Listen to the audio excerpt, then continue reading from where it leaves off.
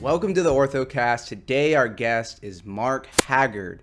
Not Haggard, Wrong. Hackard. He's not related to Tristan or Chase, but he is a fellow Orthodox convert. He's been featured on a lot of other Orthodox channels. He has two really good websites that you should check out, Soul of the East and Espionage History Archive. He is fluent in Russian. He has studied a lot of Russian literature and history, so I think he's going to be a very interesting guest today. So thanks for coming on. First question for you is, your upbringing was Catholic, so how was it, being raised Catholic? Like, was it taken very seriously, or how was your faith evolved? Yeah, I think that's a good question. Overall am thankful, and I'm especially thankful that my dad, he chose to raise me. He's Catholic, so he chose to raise me in that religious tradition, and there are a lot of positives from it, including respect for tradition and basic knowledge of the gospel, morality, things like that. And that was, both my mom and my dad were great parents. And, as far as religion goes, my dad really, he gave me the most valuable gift that anyone could receive, I think, and that he taught me how to pray when I was a kid. He encouraged me in my faith, and he kind of always reinforced, the belief, the knowledge that God is with us, and that He who is in the world is nothing, compared to He who is within you. So that really. That was tremendous for me, and I'm very thankful to this day that he gave me that. And I went to a Catholic school, K to 12, really. Including Georgetown, that was all the way through college. Oh wow! But so I went to a Catholic K to 8, and then a Catholic boys high school, and I grew up, I was born in the early 80s, so it was the whole post-Vatican II environment, and it was kind of like I always felt kind of out of place with the way they did the masses. Like, we'd go to mass every week, even as a little kid, we'd go to mass every week, like once a month, like the whole school would go. And I just, they'd have like the guitar and the bongo drums and the piano. Yeah. And the kids, they'd have the kids go down the aisles with the streamers. And I just remember thinking, like, this is goofy, like, what, are we supposed to be serious? Or I don't know. But there were a lot of good things, as I, mentioned previously, but I could sense something, like a little something missing, like I really had an appreciation for tradition, as I grew up, and that the beauty of that, that kind of called us to something transcendent, and reach toward God. I always felt that instinctively, so when you have like the whole like kumbaya type,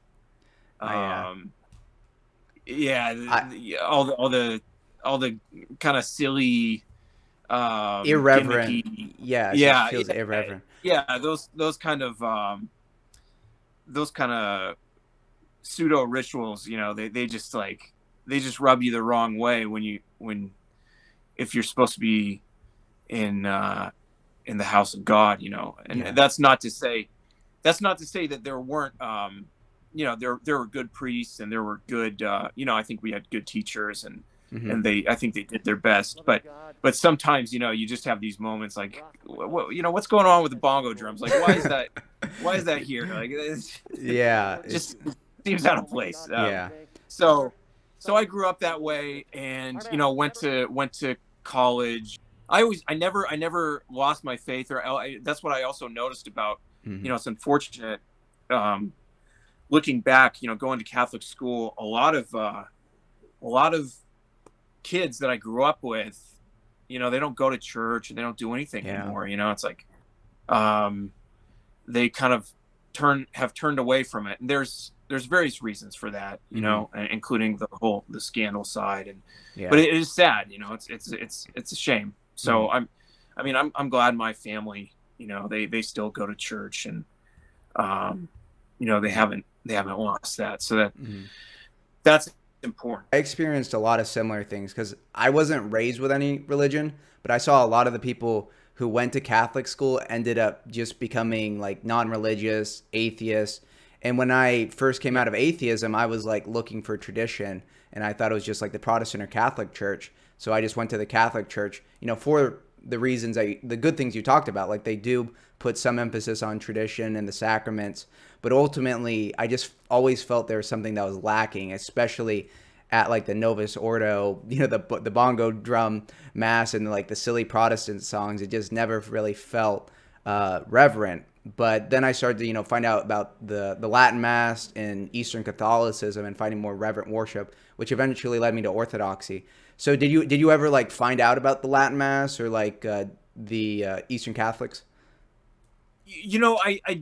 I didn't really find out about the Latin Mass. I was always in the whole Vatican II thing. But what happened was when I went to Georgetown, I never lost my faith. Yeah, of course, but I never all that much in school. But like they have, it's typical East Coast university. They have these very old buildings. Yeah, and my dorm building, kind of this basement area, it had some little windows, and it was all made of stone. And this crypt was a little chapel, and it had icons in it.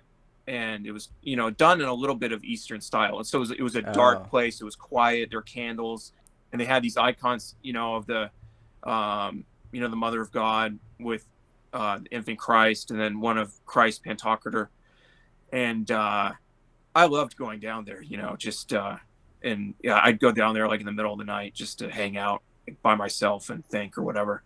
Yeah. And it was a beautiful place. And apparently, I guess they did, an Orthodox priest would come and do services there once in a while. Though when I was there, I never was exposed to that. But I was a Russian major, and that was my other exposure to Orthodox Christianity. Was that, I was very fascinated, interested in learning Russian, and learning about Russian culture. And some of my professors were Orthodox, so that was great exposure. Wow. And and I had I was very lucky, to see that. And in fact, one of my professors, we did an independent tutorial on Nikolai Berdyaev, the philosopher. Got to study him in depth, so it was awesome. I, at the time, though, was more into, I kind of still am, but I was always into stuff having to do with like the KGB and Soviet intelligence operations, Cold War stuff. That always grabbed my attention. Like I remember one time I ordered a book on, it was like an academic study of like contract killings in Russia, and kind of the crazy time of like the 1990s, early 2000s. And the book I ordered it from Russia. It was this bookstore called Eastview, and they have a lot of cool books you can get straight from Moscow. But the book they sent me the wrong book accidentally, and the book they sent me was like, it was The Spiritual Roots of the Russian People, and I just looked at, I don't want to read this, it was in Russian, and I gave it to one of my professors, but at least God was trying to tell me, hey, like there's other things to learn here. And ultimately, like that study of Berdyaev's philosophy, he has a great book on Dostoevsky. And that kind of led me to Dostoevsky and getting more in depth with not only with Russian culture but with Orthodoxy, which it's kind of one of the main bases of the wellspring of Russian culture. So that was very influential, and I'm thankful for all of that. Yeah. So you were kind of interested in the KGB and all that as a kid. Is that why you majored in Russian? Was like because you? That is why I majored in Russian. Yeah. Okay. When I was 10 years old, my dad gave me a book on the KGB. Yeah. In fact, I have it right here. Oh wow. It's yeah, it's actually it's a Oh. very well written book. It's by a Harry Rositsky. He was a former CIA guy, um, and it's from 1980, but it's very it's very well researched, and he does he was operating in the field, so he knew what he was talking about. And I read that in fourth grade, and I just got really into it. And Wow. yeah, so ever since then, I wanted to learn Russian, and so that was my big dream, and I did. So that Yeah. was yeah, I can't ask for anything more. So was it at Georgetown that you like started like realizing that like orthodoxy is like something you should look into? Because I remember even when I was Catholic, people like recommended me Orthodox books, but I literally did not understand what orthodoxy was because I thought there was like only Catholicism and Protestants. And so like I even bought a Father Seraphim Rose book, and I didn't understand, like I thought he was Catholic. So like when Yeah, did it click like orthodoxy is something distinct and like that you should actually like look into the spiritual side of Russian culture? that was kind of a long process, Mm. like kind of the tail end of college, learning about Berdyaev, and reading different authors, and kind of starting to get into Dostoevsky. I would say that I already started having, I had a natural affinity towards that, Yeah. towards orthodoxy, Hmm. towards that mentality, that worldview, and it kind of became apparent to me. Yeah, like when I'd read about it, or when I'd um, see different things about the Orthodox faith, it just made sense to me. Yeah. It was at an instinctive level. It aligned. I think I then started, like after, when I was already, I was working in DC or whatever, and I started reading Seraphim Rose. Finally, I came upon Oh, okay. Seraphim Rose. Yeah. I read Nihilism, and Yeah. that was a life changing book. That was an amazing work. So I felt too. It's like you're like looking for something kind of like a thirst and it's not quenched by anything. And orthodoxy really has it all. Especially I think like going to the liturgy, like that's what I was looking for. Like that's just so lost in the modern world, like any reverence or respect for like authority or anything. And when you walk into the divine liturgy, it's just this is a holy place. Like this is somewhere that you need to be respectful, in the presence of God, and just seeing the reverence that people have for the icons and for everything. Because like the Catholic Church, they say they have a shared first 1,000 years, but I never learned about like the significance of icons, like venerating icons. Like there's very little iconography in the Catholic Church, in my experience. So how was it like actually going to liturgy for the first time, especially since you were doing it when there wasn't a lot of online resources? Yeah, there were fewer. I think around uh, 2011 or so, I kind of had, I don't know if it was an epiphany, or just kind of the culmination point of want kind of this growing consciousness of I want to become Orthodox. But Mm-hmm. um, yeah, I went in, and I think I originally went for Vespers, Yeah. which is a great way, if people who aren't Orthodox, like they want to try it out, like Vespers is a terrific thing to do first. It's like an hour, or sorry, it's like a half hour, Yeah. on a Saturday night, and it's, I mean, or maybe like that's at the Serbian church, maybe the Russian church. Sometimes they'll just go a little bit longer. Yeah. But Vespers is great. Uh-huh. It's a way to kind of a good introduction. Yeah. I felt that Yeah. that holiness, and that feeling of reverence Uh-huh. immediately. And you feel like you're at home. You feel like, oh, this is where I'm supposed to be. Yeah. Like this. I'm meant to be here.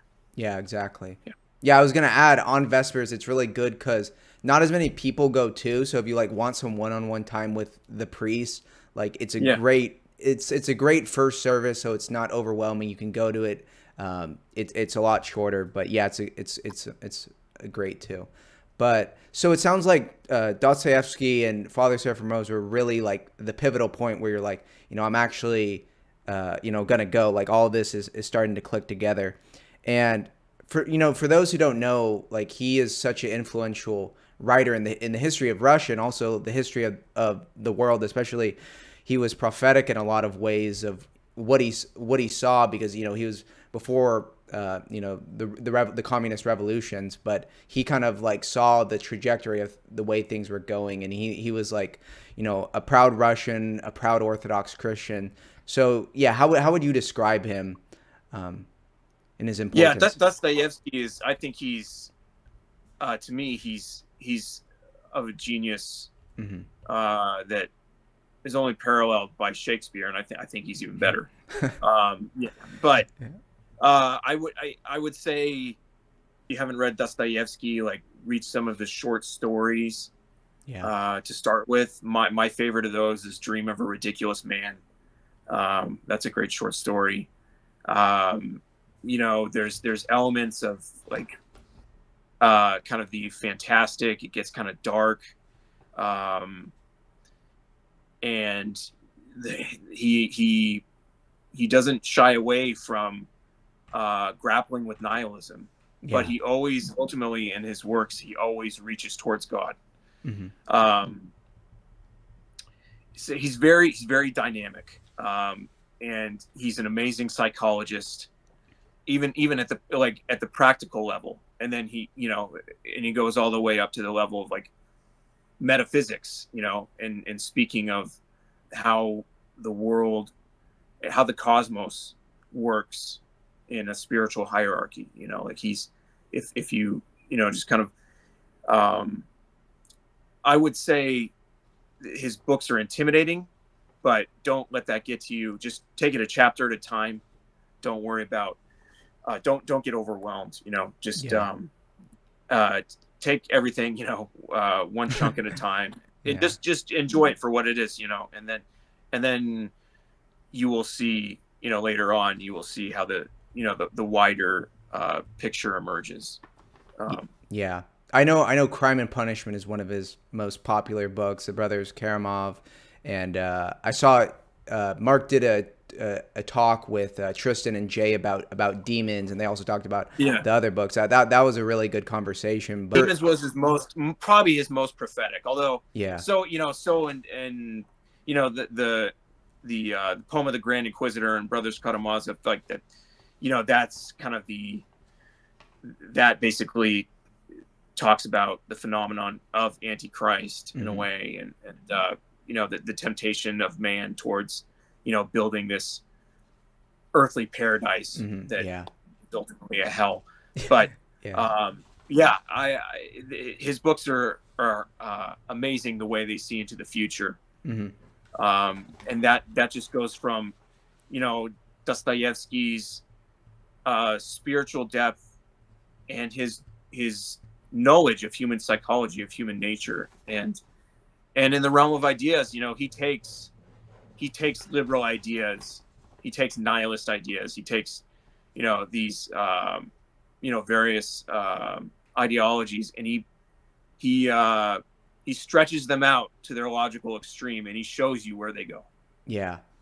And he was around a lot of that because he was kind of in revolutionary circles. He was in prison for a little while. So like actually being around all those people gave him some insight. Was he ever was he ever like leaning towards those ideas, and that's why he's able to better critique them? Or why do you think he's able to I think because he had initially embraced them. Okay. He had been kind of this revolutionary socialist, who thought he was going to reform Russia for the better, and there were plenty of there was plenty of room for reform in 19th century Russia, but these liberal and socialist and nihilist, communist, anarchist revolutionaries, they only they were only paving a path of destruction. And I mean, and that should be obvious from, the way history has unfolded. Yeah. That being said, the Russian people, did a lot of amazing things, whether 200 years ago or even, during the Soviet era, but the bankruptcy of atheism is apparent, I think, for all of us. If we have our heads screwed on the right way, we can see that, the atheist ideology is a dead end, and the notion that we can build a garden of earthly delights without God, leads us to some extremely dark places.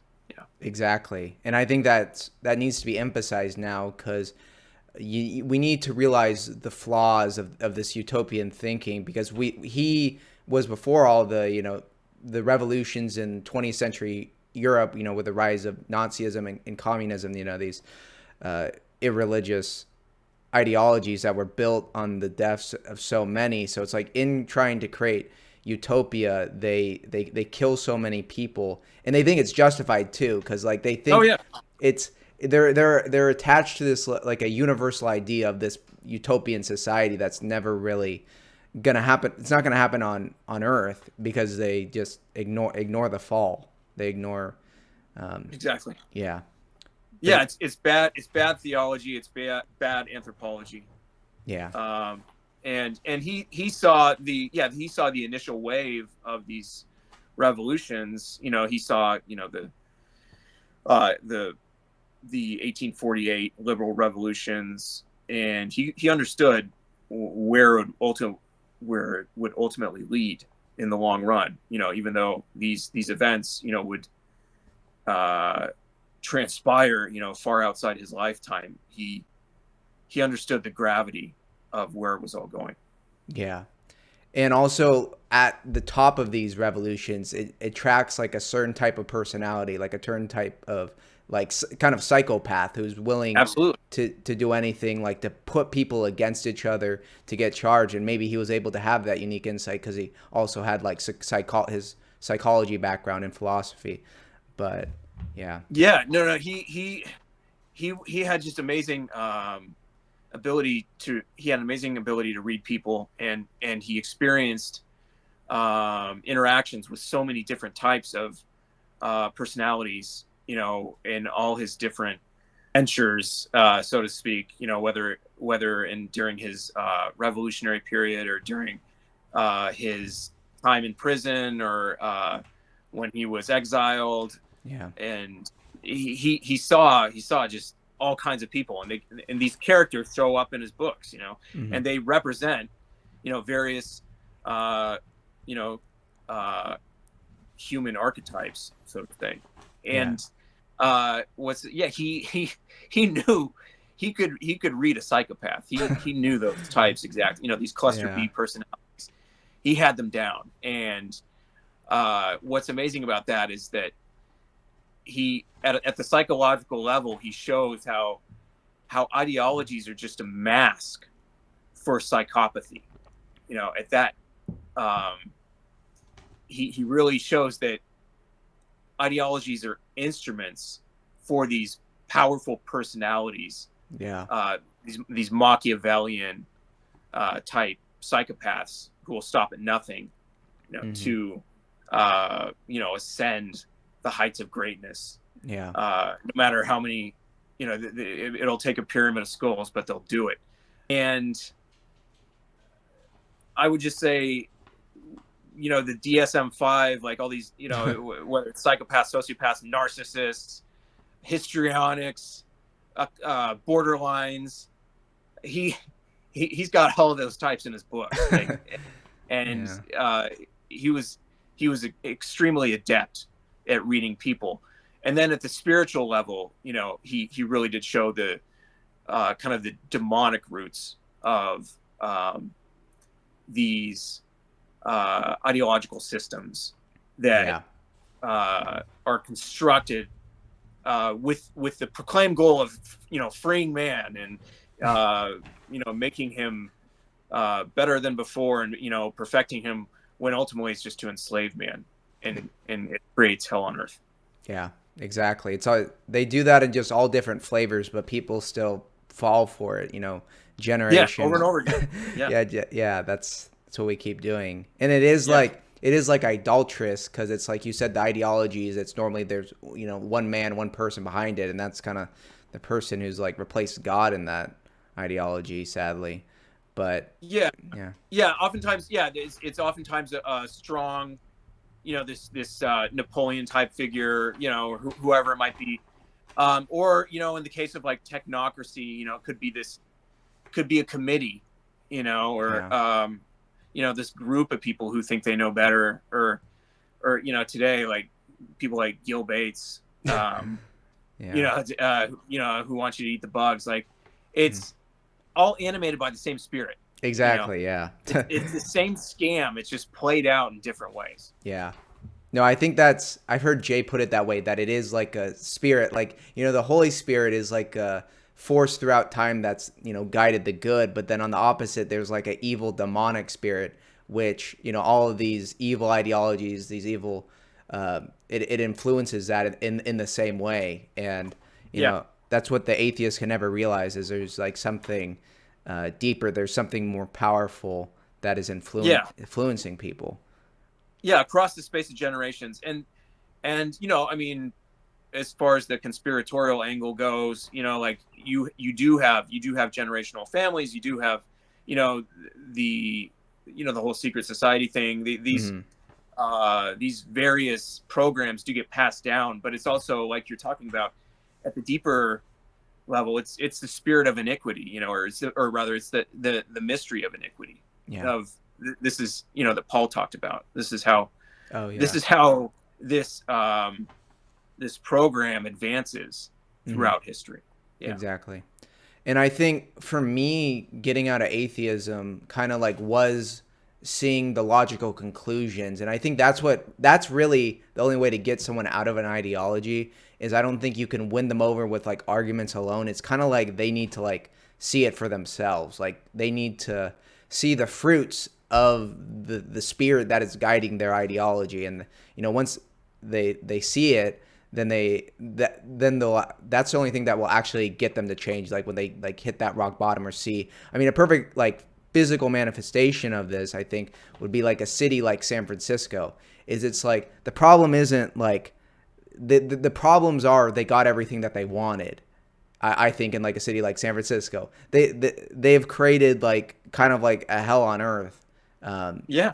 And like it would be like our hell, but like their heaven. But even everything should work theoretically in their mind based on their presuppositions, but it has created something very, very bad. So yeah. Yeah. Yeah, you're right. And and they think that they're, or at least they announce to the world that, this is the model for the future. This is Yeah. what the rest of the world's supposed to look like. Yeah.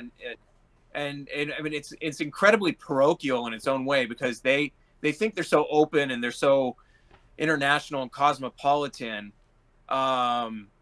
and they expect the rest of the world to model their way of life on this dump, that Yeah. they've created. Like, Exactly. it's so stupid. Yeah. They want to enforce their way of life on everyone. That's one thing Yeah. I've talked in the past, like America and whatever forces that guide it, they want to enforce their way of life on everyone. And it's just not very tolerant of how other places want to live. And that kind of goes into the next topic I want to talk about is that, in your studies of like, you got interested in KGB and then you kind of like worked your way backwards in history. And then, you read someone like Dostoevsky, who's like a Slavophile, and do you want to explain that a little bit? But basically, I think the trajectory we see is like, Western Europe and Europe in general went one way, and Russia it's always been like a battle or like of like which way Russia is going to go. Like, are they going to continue to be their own thing, or are they going to be basically turned into any other Western, like a European state. So yeah, Yeah, I think now you're seeing that they are going their own way, and yeah, that that's a tectonic shift, and it's certainly historic. hmm These events are tragic, yeah, but definitely, we'll look back on them and say, yeah, this was a turning point. I mean, it's been building up, over the definitely, past yeah, decade. yeah, But yeah, they're going their own way. They've kind of seen that. They've seen what the West has to offer. They went through the '90s. They they have a rather low opinion of liberal democracy, because of what was done to Russia in the '90s by these um, oligarchs in hmm conjunction with Western multinational corporations that just looted Russia and robbed the Russian people, yeah, and they got fed up. So yeah, yeah, they've come to the realization. Yes, they're their own civilization, they're their own culture, hmm and they're going to survive and exist, and and they're not pushing it on other people. They're they're going to do their thing, and they're going to get along with. They're going to trade and do business and interact positively with other cultures, and that's good. yeah, And that I think that's the way to go. I wish unfortunately Western culture is kind of in this Faustian spiral, but yeah, unfortunately, unfortunately we can't seem to. And Rene Guénon, of course, wrote a lot about this, and in particular his book East and West is very hmm good on this. But um, yeah, we can't seem to stop bothering people, yeah. and forcing our way of life on others, and when our own way of life is now crumbling, It, it, but we're yeah, still trying to push it on everyone. yeah. It's kind of comical. It Yeah, is. I mean, I yeah, think the West, they kind of have like this like OCD control freak mentality that kind of like that's what emerged over time. I mean, somewhere like the U.S., I think it really resisted that. Like it always wanted to kind of just do its own thing, but it was kind of forced into this role, and now it's kind of embraced this role of like trying to, control everyone. And you're right about I think when the USSR fell, it was kind of like a wild card of like what would happen to Russia. And I remember, there's all these books about like the end of history, and like you would just think that all these countries like Russia, China, they're just going to become liberal democracies like everyone else. yeah. The But end of history. Yeah, Fukuyama. I mean, it's such a joke. yeah, It's clearly it's being disproven by events that are taking place, before us. yeah. And it's sad Yeah. because a lot of the current events I think could have been avoided. I mean, I remember seeing this like video of like Russia tried to join NATO back in like 2000, but they didn't let them join. They like started this club just to exclude this one country. So this country now the way that they're going is like pairing up. I mean, they have to have friends somewhere, so they're pairing up with China. So it'll just be interesting to see like the future, but it's been an interesting dialectic to see the West versus Russia throughout the centuries. Yeah. Yeah. Yeah. Hopefully the future, hopefully it'll be one of, we can only hope, but Yeah. hopefully there's a level of peaceful coexistence. And, I mean, America's a beautiful country. It's huge. Mhm. Um, we have everything practically we need here. We do. Yeah. It's just proven so counterproductive, to go around the world, getting in other people's business, creating trouble, stirring up conflicts. It's just like enough. I think people are exhausted, and Yeah. it's come to the point materially where the capability is no longer there. Yeah. It's Mhm. the empire's at the end of the rope, right? So, Yeah. and that's something. Looking at the end of the Soviet Union, that we should really take into account and figure out, how. I think this decade is going to be. I mean, it already has. It's been really wild. It's going to be a rough Yeah. decade. Yeah. and for the Western world in general. Mm-hmm. And there's kind of this process of imperial implosion Mm-hmm. taking place. Yeah. And so really, yeah, we have to look inward. I mean, we have to Yeah. focus on ourselves, and and that means like at the individual and the family level, what we can do to improve our community, is well, you got to start with yourself. Go to church, take care of your family, um, stay healthy, Yeah. read, work out, stuff like that. Just really, really basic. Yeah. But that's the level we're at, and that's Russians during the '90s were at that level where stuff was so chaotic um, in the political sphere, and things were on the verge of breakdown, that people were just focused on getting by at that Mm-hmm. basic level. And that's Yeah. not to say don't pay attention to what's going on, or don't you know don't be aware of all the various schemes that are being hatched, but rather just know about it and know how to deflect it, and keep your eyes on what's most important. Don't let the news get to you. Don't let Definitely. Yeah. those kinds of all these events that people are supposed to get spun up about. Don't worry about that kind of stuff. Just Yeah. stay focused, and work on yourself, and be with your family, with people you love, value your friendships, stuff like that matters. Yeah.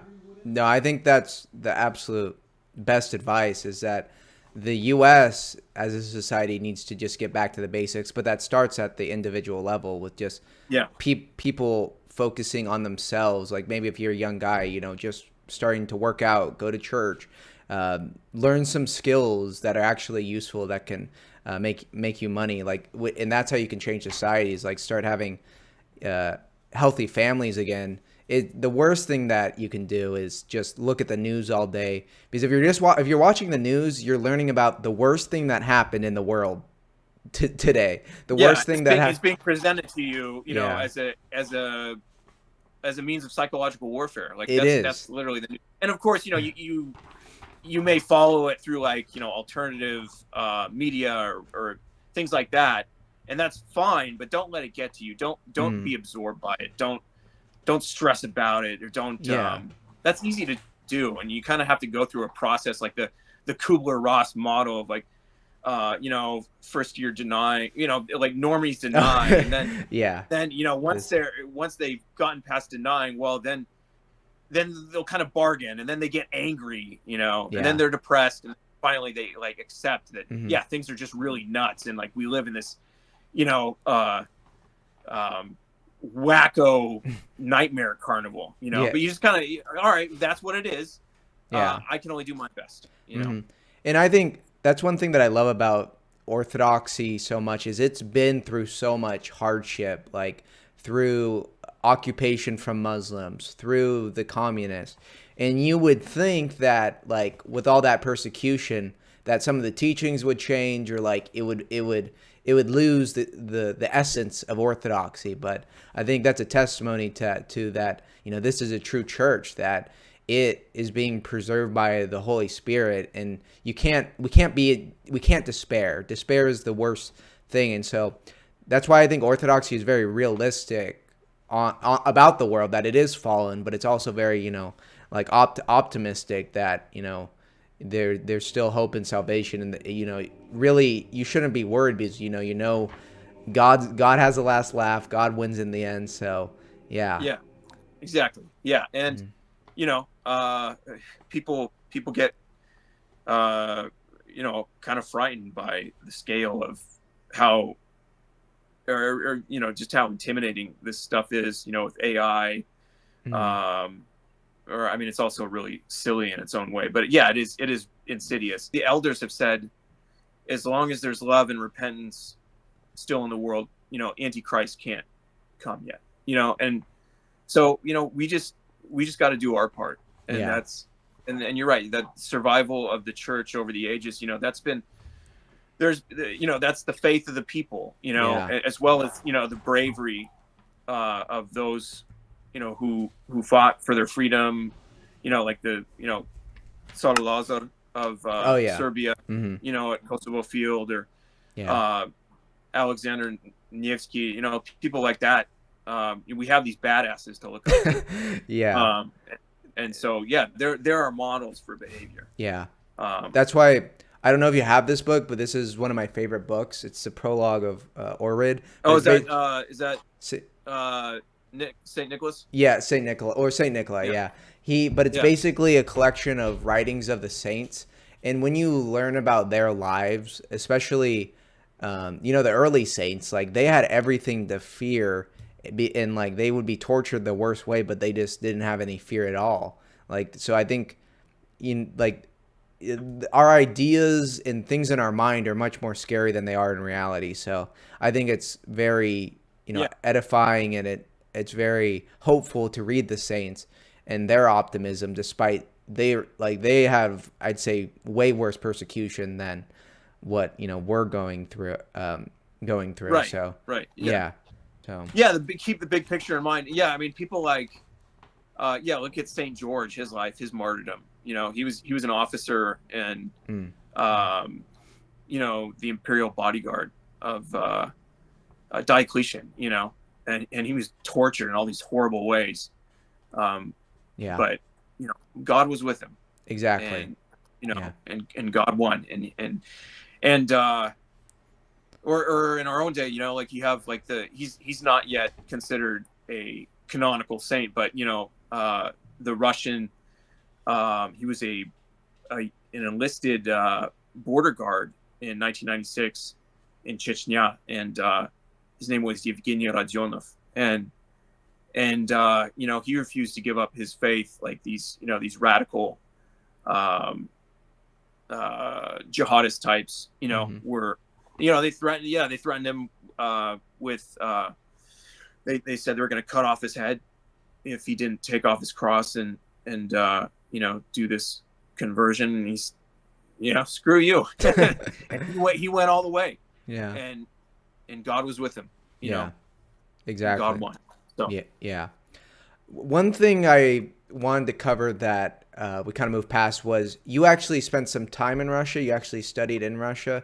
How yeah, I was studied that? there in St. Petersburg. It was great. Yeah. Yeah. That was during the early 2000s. So that was like, so Russia since then, has like, I mean, it was still kind of like in the 90s hangover. Oh, okay. And, but since that time, Russia has really picked up, and its economy and like Yeah. its standard of living have risen a lot. But it was a lot of fun. It was great studying there, and I loved, I loved just like catching, gypsy cabs and talking to people, and Yeah. you got me fluent in the language, and then visiting Moscow, going to the Kremlin, and to like visiting the museum at Lubyanka, the KGB museum. That was awesome. Like all the World War II museum. It's the scale of it's just incredible. Yeah. Yeah. I've heard especially St. Petersburg is like one of the most beautiful cities in the world. I actually had someone on the podcast before who had studied like Russian in college, and like seeing St. Petersburg, and that like route of seeing St. Petersburg led him to study Russian history, and then eventually became Orthodox. So Yeah. yeah, it's a very beautiful place. Yeah. It's of course Peter the Great built, but it's called, the Venice of the North. Oh, And it's like the colors are amazing, like these like bright pastels, and it's like on this like cold like swamp, and the far, it's such an interesting place. But yeah, yeah, right on the Baltic Sea. I mean, and that it actually inspired, a lot of Dostoevsky's writings, and kind of like this like dark kind of Baroque atmosphere. Very interesting. Yeah, it's yeah. a beautiful place. Yeah. Awesome. So one of my last questions is, what is there any like Orthodox books that you recommend for people, maybe looking into Orthodoxy, or maybe people who have, been Orthodox, or just looking for some good books, or just Russian books? Is there any like, books that come to mind? that you like? Of course, I always recommend Seraphim Rose. Yeah. Everyday Saints. That's Oh very good. yeah, I've heard of that thing. Yeah, I mean, if you're Orthodox, you've probably heard of it. It's by a Russian Tikhon Shevkunov, but it's very good. There's lots of stories in there. It's like just like stories from like these different like parish priests and like monks of the monastery and these different their different like interactions Yeah. and kind of yeah, it's great though. It's very very down to earth. Yeah. I'd recommend that. Hmm. There's another one. It's really good. Yeah, on Earth we're just learning how to live, and Archpriest Valentin Biryukov, Birukov, and he's really cool. He fought in World War II, Yeah. and I see all the medals. yeah, he was in combat. He was up against the Wehrmacht, and I mean, tough dude, but yeah, he's got a it's not like super ornate writing or anything. Yeah. He's very down to earth. Yeah, good heart, and I like it a lot. Yeah, it's a beautiful book. Awesome. So Yeah, I'll have to get that one. But my last question is, what are your future plans? Are you? I think you said you might be writing a book soon with yeah, Jade in the yeah, future. Yeah. yeah. So yeah, Jay and I we'd like to do a book on kind of interesting aspects of espionage history. Mm-hmm. Probably a lot of it having to do with the Cold War, but yeah, we'll be working on that together. We've talked about it a lot. I've got a lot of things going on in my life, but yeah, Yeah. eventually I do plan on getting into it. I've got a lot of good material. Like, I've got a ton of books on, a ton of like, memoirs of KGB veterans and things like that in Russian. I translate stuff, so Yeah. it's been a while since I have like a couple years, but I will get back to it. Yeah. And yeah, I do plan on doing this with Jay. It'll be a cool project, and yeah, life gets in the way. Yeah. In a good way, Mhm. kind of. But yeah, and also, yeah, I do like I do Brazilian jiu-jitsu, so that's another Thing that. thing that takes my. I like to run. I like to lift. Yeah. Like you gotta have that physical, Mhm. emotional, spiritual balance. Yeah. That's so important, is like being active. Like it's important to like, research philosophy and theology and do prayer and everything, but also like making sure you're physically keeping care of yourself and, hitting the gym, or just, it could be something simple like going for a walk every day. Yeah. Doing Yeah, whatever your thing is. Everyone's different. Everyone's got their, kind of their niche, but it's important to find that. Yeah. Yeah. But I have a lot of friends that are interested in like Brazilian jiu-jitsu. My friend has done some like tournaments in the past, and he said it's a lot of fun. And you learn some like self-defense things, because that's what it's all about, right? It's like kind of using your body and to. Yeah, it's awesome. Yeah. It's awesome. Yeah, it's like grappling, and Yeah. it's great conditioning.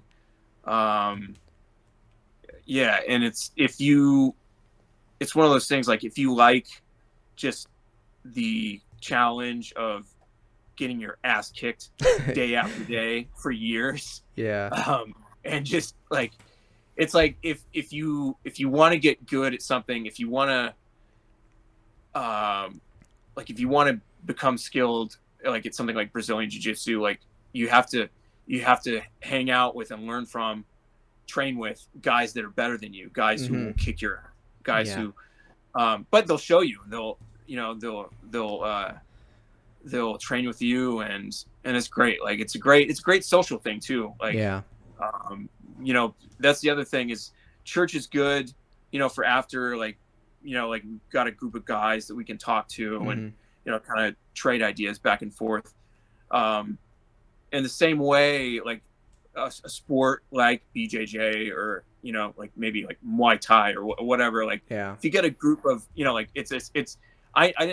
when I first joined like 6 years ago, I didn't think like I didn't think about the social aspect, but it's like really important Yeah, for definitely. guys to like have that um, social interaction, Yeah. kind of like a club or something like that. That that used to be part of our society. There used to be institutions within our Yeah. society, but everyone's so atomized now. So that's actually a really great thing, and you make new friends. Yeah.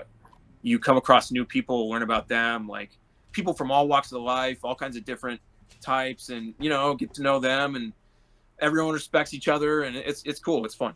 Yeah, definitely.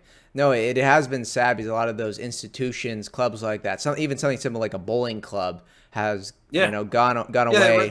They wrote the book like Bowling Alone, like Yeah. about I mean, having social adaptation. yeah, and that's what, I want my audience to like know is like you got to get out in the real world. Like you have to actually go to church. You got to do a sport, go on a hikes, just be active. Don't just sit at home scrolling, but Yeah, and the yeah. back. Just find your thing. Yeah. Like it may not be. Not everyone has to do like uh BJJ or like martial arts necessarily. Maybe it is like some people like to climb, or some people like to play soccer, or Yeah. whatever it is. Like yeah, just find your thing, Yeah. and it's really important for life balance. Yeah. Yeah, And I know so many older guys who get into watching like professional sports, like sports ball. Like they're obsessed with like football. I mean, I used to be that way, but it's just like, I don't know. it just It, gets old, yeah, yeah, it like the does. vicarious masculinity like thing, Yeah. like it just like okay, like you're just sitting around like watching other men perform, like this weird, Yeah. yeah, And it just also, gets yeah. And like, who's going to care about this game? Like someone wins the Super Bowl this year.